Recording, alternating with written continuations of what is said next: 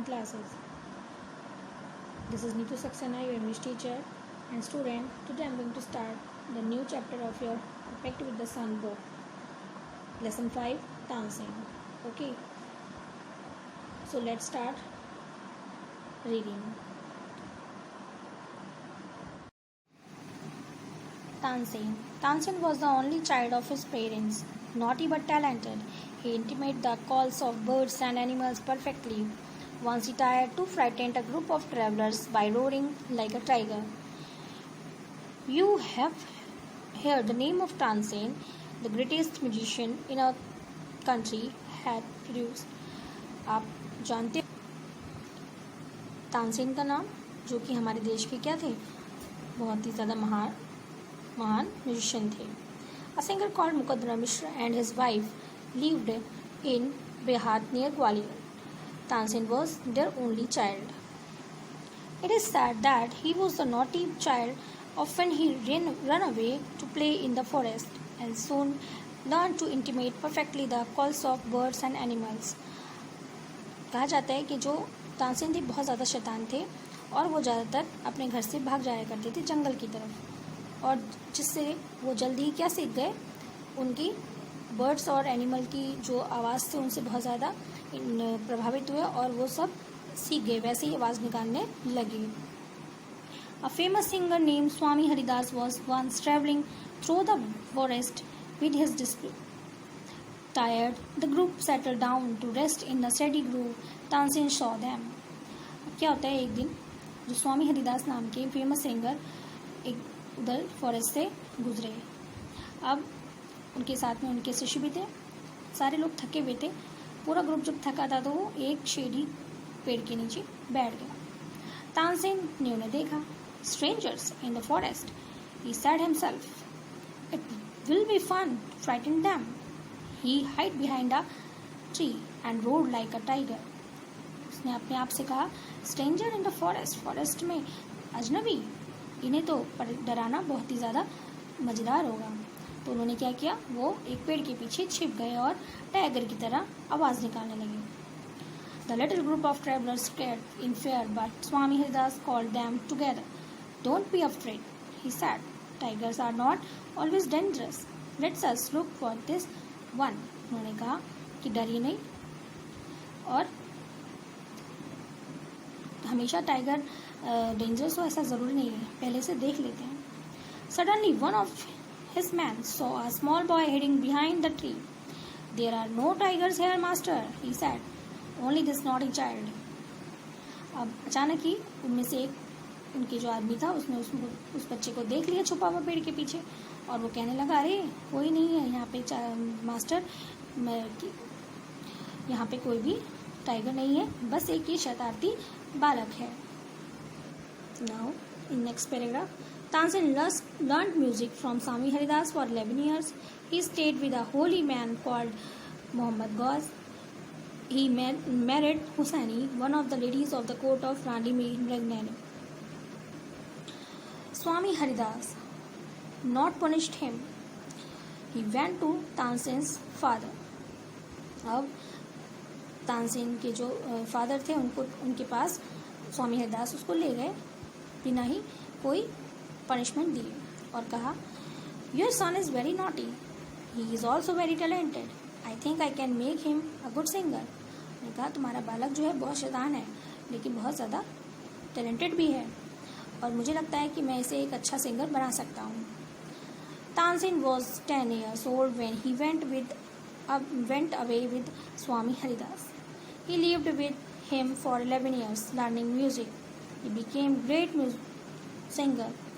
About this time, his parents died. Mukadra Mishra's dying wish was that Tansen should visit Muhammad Ghaus at Gwalior. Muhammad Ghaus was a holy man. Mukadra Mishra had long been devoted to him and often visited him. अब क्या होता है, तानसेन ने स्वामी हरिदास के साथ 10 साल तक रहे और वहाँ पे म्यूज़िक सीखा. जब 10 साल की एज की थी तब वो स्वामी हरिदास के साथ चले गए थे और वहाँ पे 11 साल तक उनके साथ म्यूज़िक सीखा और एक महान सिंगर बन गए। बट इस समय में हुआ क्या, जब वो शिक्षा ग्रहण कर रहे थे संगीत की, तो उनके माता पिता की मृत्यु हो गई। और उनके माता जो फादर थे मुकुंदा मिश्रा, उनकी जो लास्ट विश थी वो क्या थी कि उनका जो बेटा है वो कहाँ जाए, मोहम्मद गौस से मिलने के लिए, जो कि ग्वालियर में। जो मोहम्मद गौस थे उनको जो उनके फादर थे बहुत मानते थे और ज़्यादातर उनके पास मिलने जाया करते थे। While living in Gwalior with Mohammad Ghaus, Tansen was often taken to the court of Rani Mridani, who was a great musician herself. अब जब वो मोहम्मद गौस के साथ रह रहे थे तो उस समय पे वो कहाँ उनको ले जाया गया, महारानी मृदंगनी के कोर्ट में, जो कि खुद ही एक ग्रेट म्यूजिशियन थी। There he met at and married of the ladies of the court. Her name was Husaini. वहाँ पे वो किससे मिले, एक लेडी से उस कोर्ट की, जिसका नाम क्या था, हुसैनी था। हुसैनी ऑल्सो बिकेम स्वामी हरिदास। अब वहाँ पे वो मिले और उन्होंने शादी करी और उसके बाद हुसैनी भी स्वामी हरिदास की शिष्या बन गई। Tansen and Husaini had 5 children who were all musical. अब तानसेन और हुसैनी के कितने बच्चे हुए, 5 बच्चे हुए, जो कि सभी म्यूजिकल थे। मीन्स उन्हें भी अपने माता पिता की तरह म्यूजिक से लगाव था।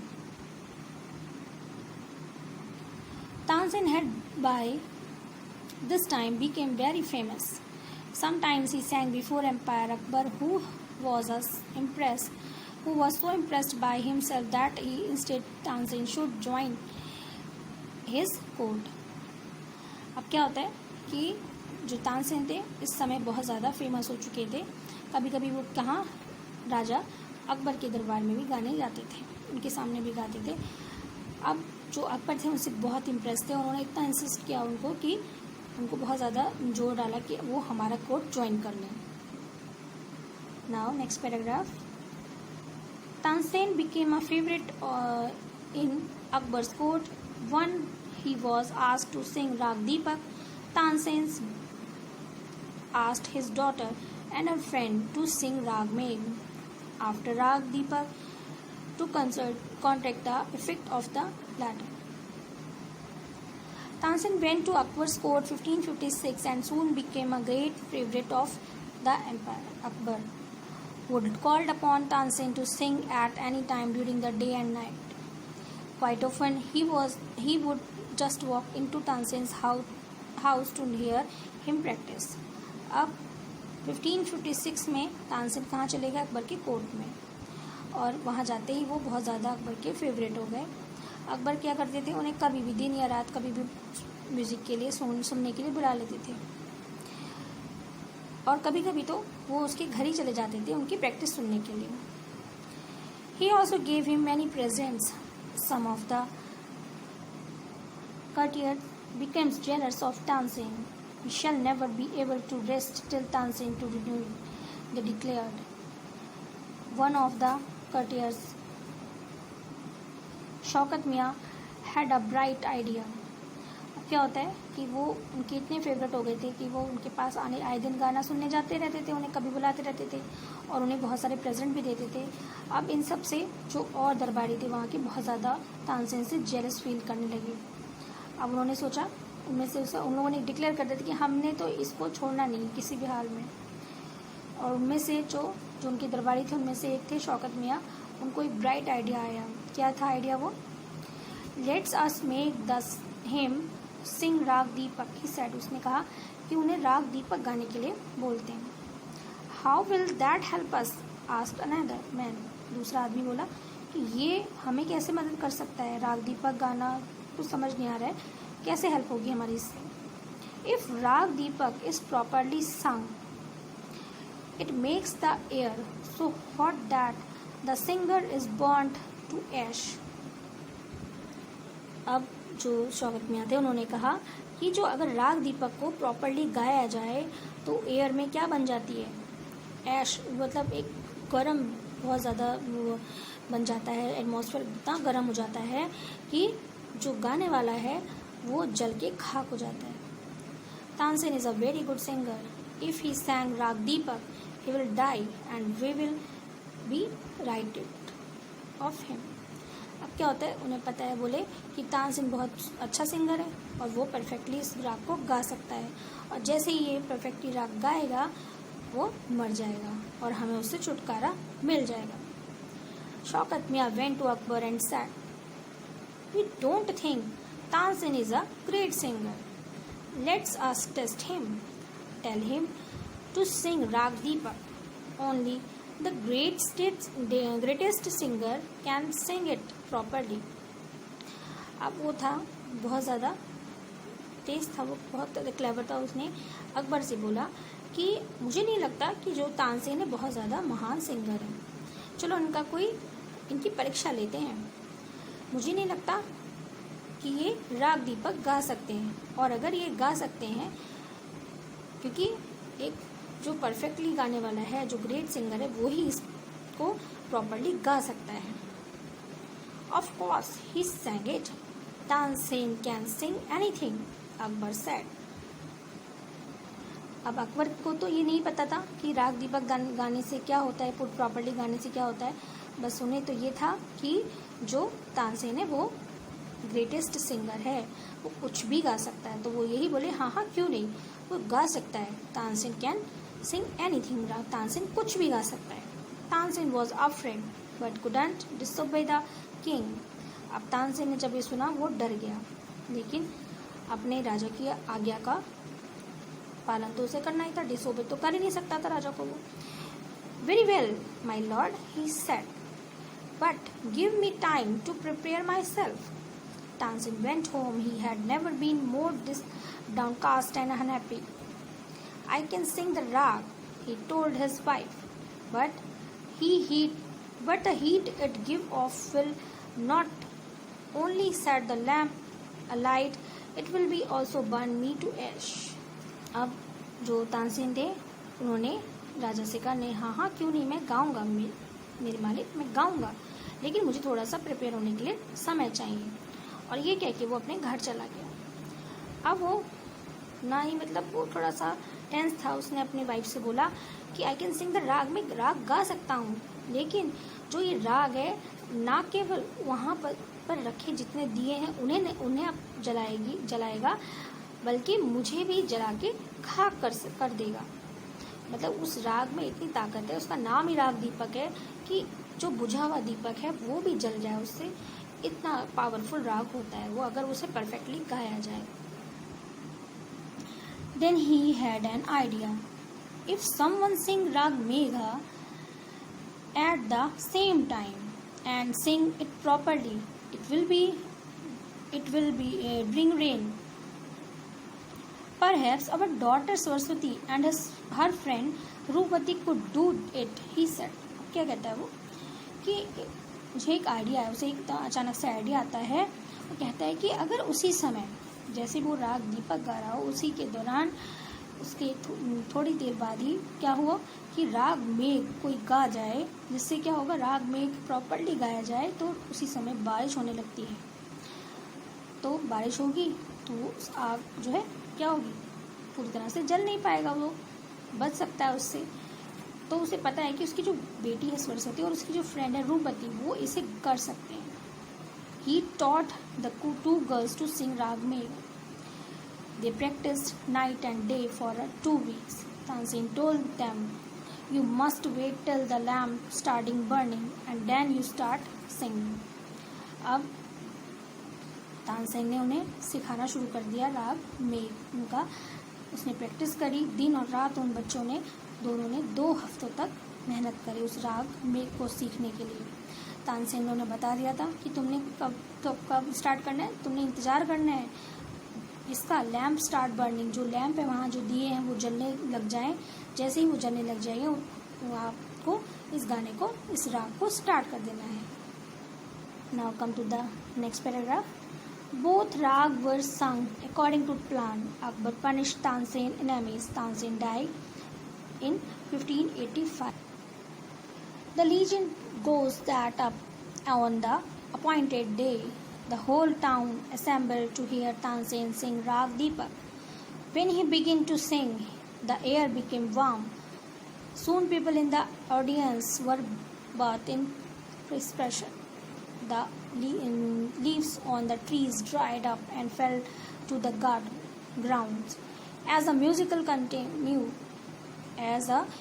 continued, but fell died because of the heat, and water in the rivers began to boil.